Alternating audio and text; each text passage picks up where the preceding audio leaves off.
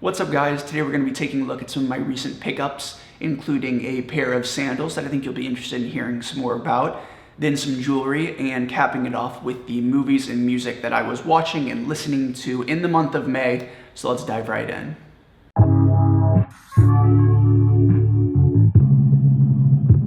We have to start off with these right here. This is a collaboration between Birkenstock and Rick Owens.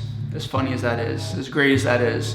So my first exploration with Birkenstock, I pretty much just needed a sandal for the summer, and I originally wanted to get a pair of the clogged Boston pair. I think that's the right model. The clogged Boston pair in black on black, in order to turn into this Western loafer. Takahiro Miyashita has this gorgeous pair of Western loafers under the Soloist label that are just gorgeous, but just as pretty as they are, they're also as overpriced as they are, especially in the US markets. So I was gonna recreate them, pretty much taking a Boston Birkenstock, trying to take off the bottom sole because these are awesome, really repairable goods. Love Birkenstocks for that reason. And then put on a heeled sole on the bottom and replace the buckles, all of that. So that was my big DIY effort, but I wasn't able to do that with moving and wanting to come to Europe so soon and working on shots and all of that. So that's a project for a later date. I should be getting those clogs in from Japan, but I was just alerted this morning that my proxy account has been compromised. They're worried that my proxy account is fraudulent now. So, you just got to deal with that a little bit. But I did buy a pair of those a while back straight from Japan, which I can talk about in a future video. But that's a great idea for you guys. There are a ton of pairs that are really like this. There's actually a black on black Arizona model too. Black on black Boston, black on black Arizona, all the ones that Rick Owens has worked on, just with a few different changes.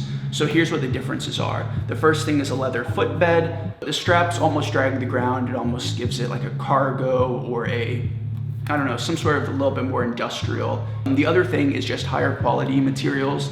The leather is supposed to be a little bit nicer. But yeah, I also forgot to mention the buckles are a little bit more bearable. They are this sort of like sandblasted matte metal rather than being this glossy in your face logoed buckle. So that's better too, but I don't think that it's $480 or resale prices if these are selling out. I know the cow hair pairs are, but those are, I'm just a little disappointed it wasn't vegan fur or faux fur, I guess, or vegan leather. But I guess the good part that it is the good part, even though it is leather, is that it's repairable, that these will definitely last a lifetime, just like Birkenstocks. If you aren't familiar with Birkenstocks, it is, of course, the iconic sandal brand, old, small, German shoemaker for hundreds of years, I think like 200-300 years. And then now that we know it as Americans, and Americans started importing them, went crazy eventually in the 70s, and here we are today. Huge company, but they're still making really high quality things that will last a lifetime and can get repaired, which is beautiful, the best thing about them. What's next? Oh, how about a little ring action? This guy right here is also a pickup from Berlin. This is from a designer, Leon Lewis, who is a menswear and women's wear clothing designer. It is pretty entry-level avant-garde fashion, and it isn't necessarily for me. A lot of asymmetric work, I guess the benefit would be that it's a little bit of a lower price point if you want to get into avant-garde styled clothing. And that's a big umbrella too, so that's definitely oversimplifying it. But the jewelry that I saw in store was beautiful. It was this grotesque, it looked like a ring from the underworld. What is it called in Stranger Things? The Upside Down. It looked like a ring was possessed by something, was rusted, was tarnished. It's silver that's oxidized to become this black, dark material that will actually then wear away. Like mine's getting a lot more silver than it used to be. I'll show you guys an original photo of the ring.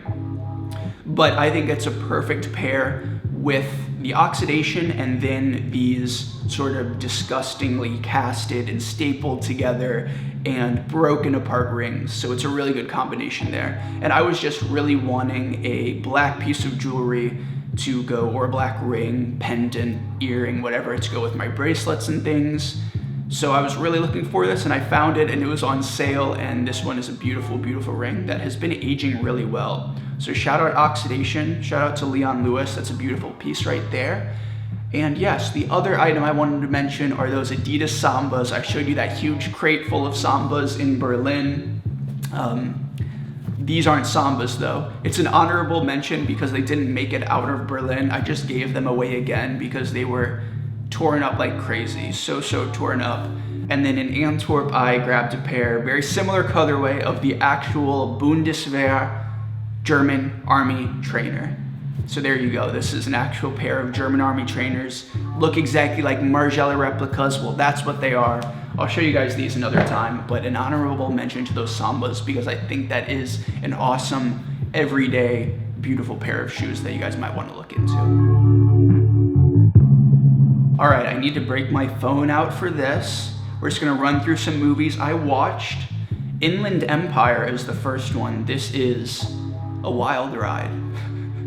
Kaylee and I always say that. But this movie is like an absolute crazy, crazy thing, crazy entity that I don't even know where to begin. I guess watch the trailer, but it is a David Lynch movie, very, very Lynchian, very, very abstract and surreal. Pretty scary, pretty horror, pretty filled with terror, is what I'm trying to say. And love Laura Dern, what can you say? That is way too much info. That is way, way, way too much rambling. Let's talk about Akira. It is the 30th anniversary of Akira. Kaylee and I watched that back in St. Louis before our trip. Then you have Hourglass Sanatorium, which is another very surrealist Polish movie at that. And then we have Howl's Moving Castle. That was a really heartwarming one. That was a Studio Ghibli movie I hadn't seen before, and it definitely ranked among the best, so I really liked that. And let's talk about some music. I forgot we actually don't talk about music, although I have a whole list here. What can I say? Pusha T, 9 Inch Nails, Bladee, Protomartyr, we'll get to it. That's what I always leave you guys with, is my favorite music that released last month.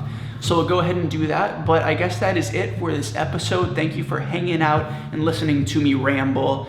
And if you guys liked any of these movies or have any recommendations for me as far as songs or movies go, I'd love to talk about it more in the comments, so hit me there. And until next time, I guess do me one last favor and have a good day for me. I'll see you in the next video. Peace, guys. Take care. Pulling yourself up by a bootstrap is impossible. Outside lives and who dies. There's no writing on the wall, as the dice come. No hard blood, I do as I have on. Pulling up in that new toy, the wrist on that boy, rock star like Pink Floyd, waving that rude boy. This is a